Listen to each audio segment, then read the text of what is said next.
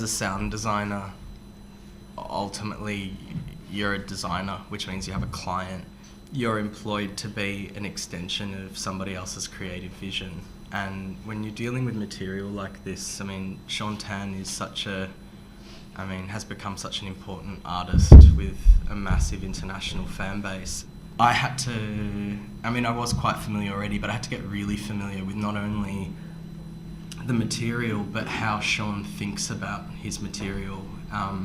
How I asked him lots of questions about the emotions that he was trying to convey, and we spoke a lot about sonic signature, and I played him lots of sounds to get a reaction, to see what he liked, what he didn't like, what he thought would be great to explore further, and what I should just definitely leave behind. And was there any one particular moment where you just went, oh, the sound is fantastic, I want to get into the sound, I want to make that, I want to inspire that sort of emotion? Yeah.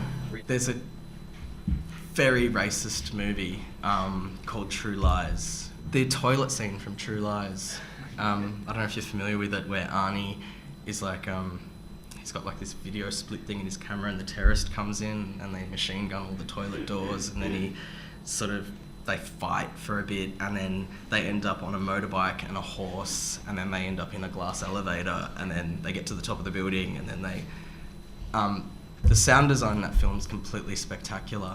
I mean, the most valuable thing I learnt from that now, in hindsight, other just being impressed by it, is you don't have to hear everything all of the time.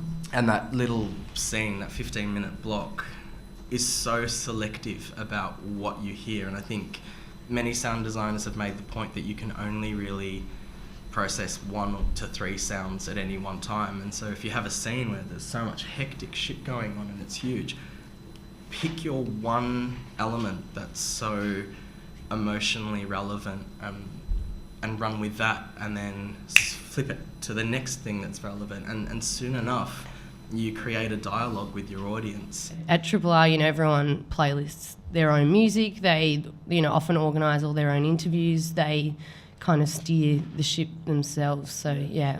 Commercial radio is a completely different beast altogether. You have massive teams of people that work on different shows. I mean, I worked with Kyle and Jackie on Tape 40 Australia and The Hot Hits, a scriptwriter and producer, and I also worked on a show called Party People.